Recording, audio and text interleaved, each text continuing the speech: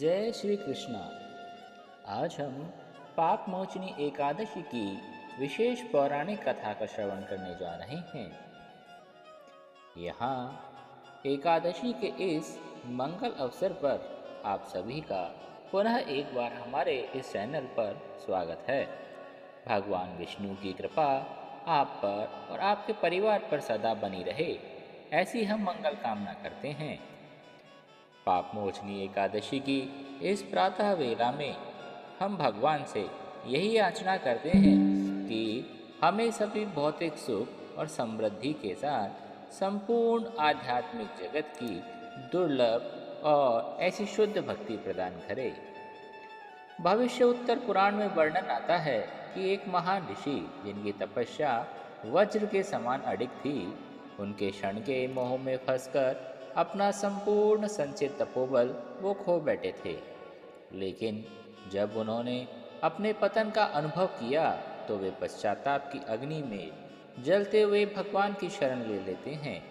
एक ऐसी ही दिव्य कथा आज हम सुनने जा रहे हैं, जहाँ पर उनके सभी पापों का नाश हो जाता है और उनकी इस पूर्व चेतना और तपस्या का फल उन्हें वापस मिल जाता है।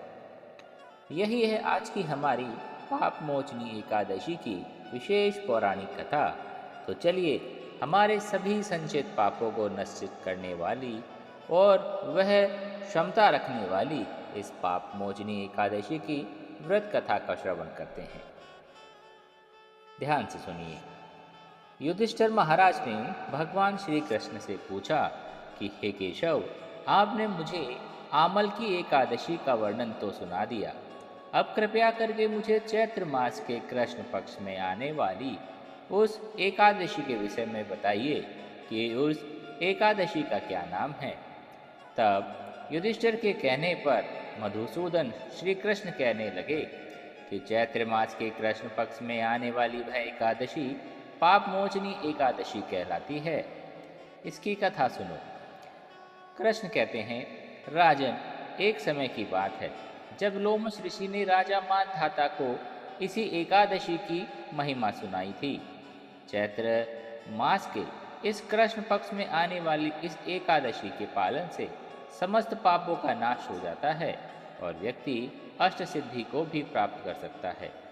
अब मैं तुम्हें लोमश ऋषि के द्वारा सुनाई गई उस पौराणिक कथा को सुनाता हूँ, ध्यानपूर्वक सुनो।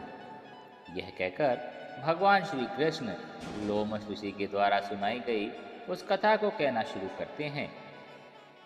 अनेक वर्षों पूर्व की बात है, देवताओं के कोषाध्यक्ष कुबेर के पास चैत्र रथ नाम का एक अत्यंत सुंदर उपवन था। संपूर्ण वर्ष के दौरान वहाँ वसंत ऋतु छाई रहती थी और इसी कारण से वहाँ अनेक अप्सराएं, गंधर्व, किन्नर आदि विचरण करते रहते थे।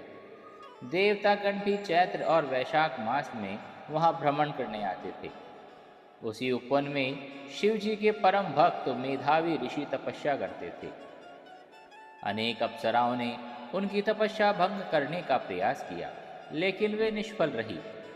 इसीलिए मंजू घोषा नामक एक अप्सरा ने उनकी तपस्या भंग करने का निश्चय किया। मंजू घोषा वहीं ऋषियों के आश्रम के पास जाकर कुटिया बनाकर रहने लग गई। प्रतिदिन वह गायन और नृत्य करती, जिससे ऋषियों को आकर्षित करने का वह प्रयास करती। कुछ समय के पश्चात शिवजी के शत्रु कामदेव भी वहां आ गए। वे मेधावी ऋषि के ऊपर अपने बाण चलाकर उन्हें परास्त करने का प्रयास करने लगे।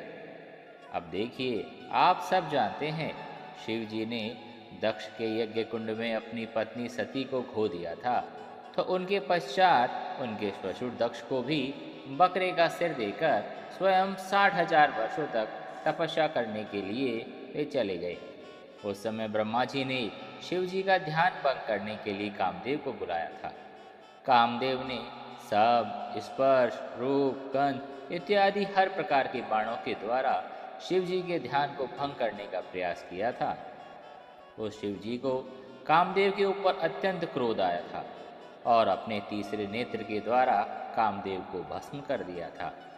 हालांकि उनका शरीर नष्ट हो गया, लेकिन उनका अस्तित्व तो था।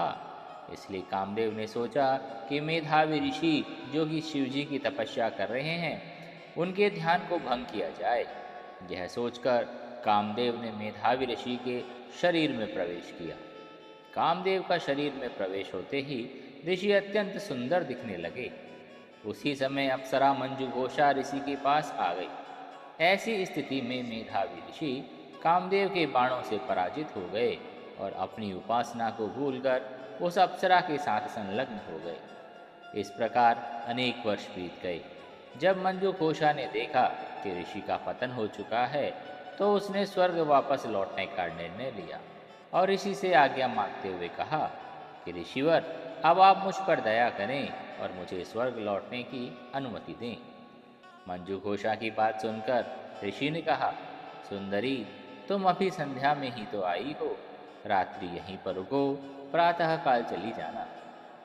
इस प्रकार मंजू घोषा ऋषि के साथ 57 वर्ष 9 महीने और 3 दिन तक रही। लेकिन ऋषि को यह संपूर्ण समय अर्धरात्रि के समान ही प्रतीत हुआ। जब दोबारा मंजू घोषा ने ऋषि से जाने के लिए अनुमति मांगी तो फिर ऋषि ने कहा कि अपने साथ ठहर जाने के लिए कहा। लेकिन अब मंजू घोषा को ऋषि की यौगिक शक्ति का भय लगने लगा था। उसे लगा कि जब ऋषि को वास्तविकता का ज्ञान होगा तो वे अवश्य ही मुझे श्राप दे देंगे।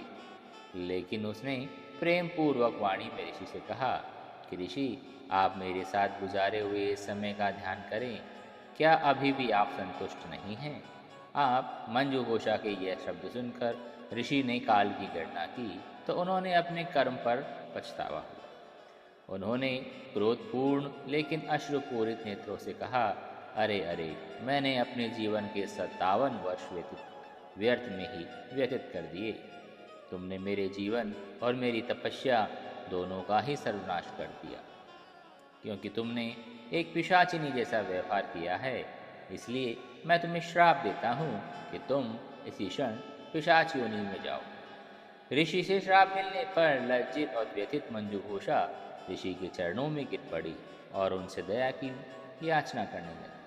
तब ऋषि ने कहा कि हे देवी, इस श्राप को वापस तो नहीं ले सकता, लेकिन तुमने मेरी तपोशक्ति का विनाश तो कर ही दिया है। यदि तुम चैत्र मास के कृष्ण पक्ष में आने वाली पाप मोचनी एकादशी का निष्ठापूर्वक पालन करोगी तो अवश्य ही इस पिशाच योनि से मुक्त हो जाओगी। यह कहकर मेधावी ऋषि अपने पिता च्यवन ऋषि के आश्रम में चले गए। वहाँ जाकर उन्होंने अपने पिता के चरणों में गिरकर मंजू घोषा के साथ घटित सारा वृत्तांत कह सुनाया और कहा कि पिताश्री, मैंने दुर्भाग्यवश एक अप्सरा का संग करके अपने समस्त तपोबलों का नाश कर लिया है। कृपया मुझे इस पाप के प्रायश्चित का कोई मार्ग दिखाएं। अपने पुत्र की दयनीय स्थिति को देखकर च्यवन ऋषि कहने लगे कि पुत्र, यह तुमने क्या कर दिया? इस पाप का एकमात्र प्रायश्चित यही है कि अब तुम्हें भी चैत्र मास के कृष्ण पक्ष में आने वाली पाप मोचनी एकादशी का श्रद्धापूर्वक पालन करना है। इससे तुम पाप मुक्त हो जाओगे।